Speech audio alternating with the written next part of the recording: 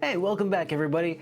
NISA sent me a little goodie in the mail and I wanted to go ahead and open it up and maybe give us my first impressions of whatever might be in this box. You probably, okay, I told you what was in the box already. It says Trails of Cold Steel 3 and 4 Collector's Editions for PlayStation 5. There we go. Sent to me by NISA. Thank you, NIS. A lot of you might already know that I've been playing through Cold Steel series pretty hardcore lately. Just finished a very long playthrough of Cold Steel 4.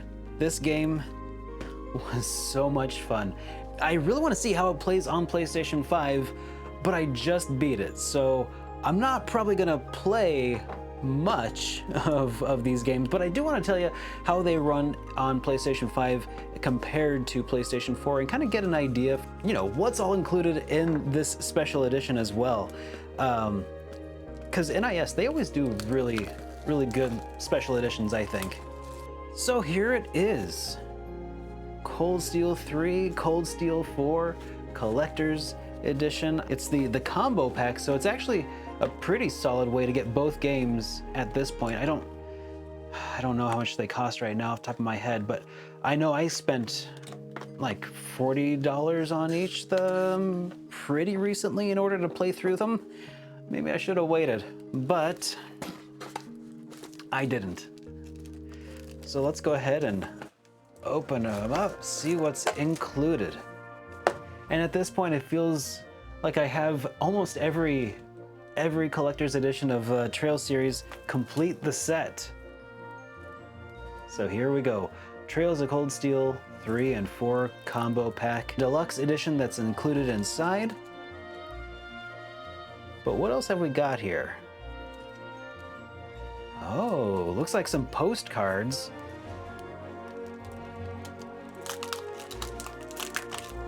Let's open that up and take a look at what we got here.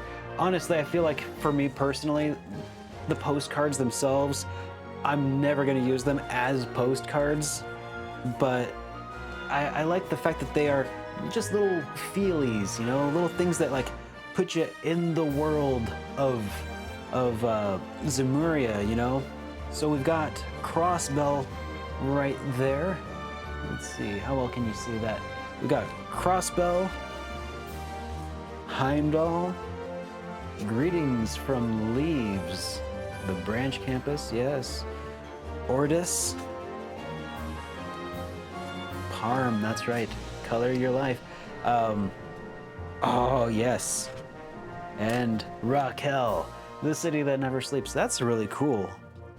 I feel like these would have been really useful during my playthrough, so I could keep their names straight when I was talking about the various towns, just use them as little flashcards. Yeah, never gonna send these to anybody, but they are super cool nonetheless. What else have we got here? Something. Let's see. A bunch of other cards. Ooh, and these are foiled. All right, we've got Rain here. Oh, yes. We've got the Steel Maiden. Might be some spoiler content in some of these, so I won't show them all, but these are some really nice foil prints. This, I think, is going to be what draws a lot of people's interest. Chronicles of the Twilight. That is a thick hardback book. Thick with several C's. Let's come back to that in a second. And this looks like a cloth map.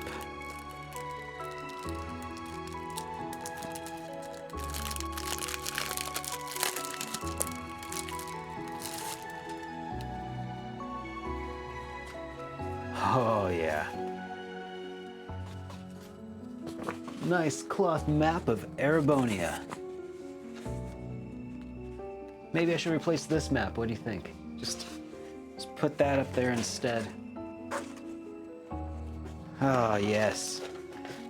Cloth map of Erebonia. This reminds me so much of like a better version of the cloth map that used to be included in like the Lunar games.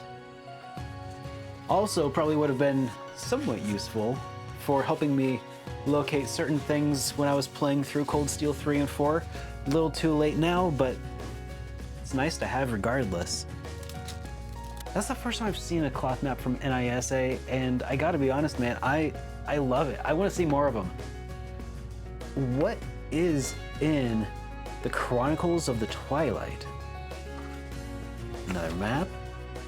Oh, it's an art book with all of the characters. So it's art books, basically. Cold Steel 3 and 4. In like the front half of the book is 3, and then back half is 4. But what else comes with the deluxe edition of Cold Steel 3 and 4? I gotta open her up anyway because I want to see how it plays on PlayStation 5. Like what kind of optimizations were performed here.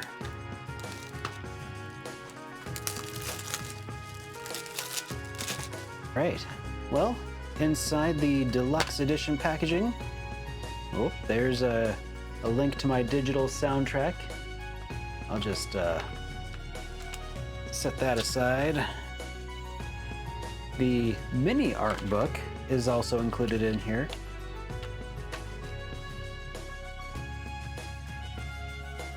Yeah, it's not nearly as robust as the hardback book, but that's fine. Looks like we've got ourselves a reversible cover as well. Here, let's see what that's all about here. So,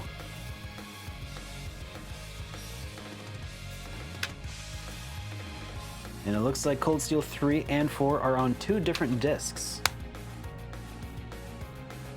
which is pretty cool. There's the track list. I'm gonna keep this aside because I actually probably am gonna use this code because it's really good.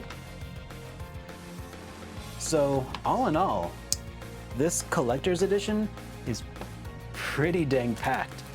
I would probably have liked to see a physical CD for the, for the music. I am into physical media all the way in all ways. The digital download though is not, it doesn't sting me too much. It's nice. It's nicer to have than not. But having an actual CD, if I may be persnickety, an actual CD would be pretty nice. Probably would bump up the cost a little bit. And again, I can't complain because this was sent to me by NISA America, so I should, not look a gift horse in the mouth. But yeah, as a collector, physical CD would be pretty sweet. So actually, I'm not going to stick that in this box yet because I'm going to play a little bit.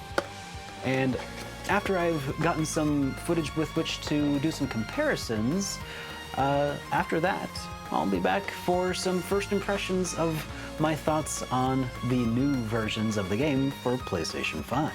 So I just did a little bit of capture of Cold Steel 3 on my PS5, both the PS5 version and the PS4 version. Try saying that 3 times fast. And the results are in.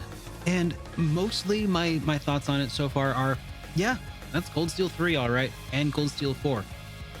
The differences between them are marginal at best, and at worst, there are a couple of lighting-based things that I noticed that are slightly not great. The audio, and I don't know if the audio issue is just a setting I need to change. It sounds like it defaults to the audio, the voiceover peaking just a hair, which is not bad, but it needs to be turned down just a smidge. There is one thing with the shadows that you almost never see hard shadows in this game, like cast shadows. There's one scene, and it's right in the beginning of the game, and I am probably showing it on screen right now, where it's just weird and fuzzy on the edges. It's doing something that I don't think it's supposed to be doing there. Then it goes away and you never see it again. So, take that with a grain of salt that it is. But otherwise, the games look essentially identical to one another. It's Cold Steel 3 and 4 on your PS5 with a few enhancements that I was able to see, not just the fact that it's on an SSD, because I was playing Cold Steel 3 on an SSD, the PS4 version, but because it's for the PS5, the loading times are even faster than they would have been otherwise, which is pretty interesting. It only tallies up to about like 3 or 4 or 5% more faster in game, I've found, from a lot of cutscene transitions. A lot of hidden loading screens just kind of get, cut right out, which you won't even notice. The only reason I noticed it is because I was trying to synchronize some clips for editing so I could do this, where I show some gameplay side by side, and it works really well. It looks nice, but then it'll like slowly come out of sync as like the camera moves a little bit, and it's because tiny little load times, I think, are being cut out. But otherwise, you won't even notice the difference. And there are, I think, a couple of subtle differences to the amount of lighting and vibrance, but again, so minor you won't notice the difference. I definitely wouldn't have noticed the difference if, except for in combat. Some of the numbers that show up, like if you get a critical hit, are like a deep red instead of a bright orange. So, it's not really a huge deal, but I did notice it right off the bat. So all in all, I'd say Cold Steel 3 and 4, should you play them on PlayStation 5? Yeah, if you don't have them already, and if you have a PS5 and you want to play them, this is a good opportunity to go for it. But I wouldn't go in expecting anything more than just basically getting the old version on modern hardware. There might be some small subtle things here and there. The DLC is included in this collection, so that's a nice benefit as well. So if you want this version of the game, go for it. I don't think that there's any reason not to. Okay. And that is about it for today. I hope you enjoyed today's video, and I'll see you in the next one. Have a great day, everybody.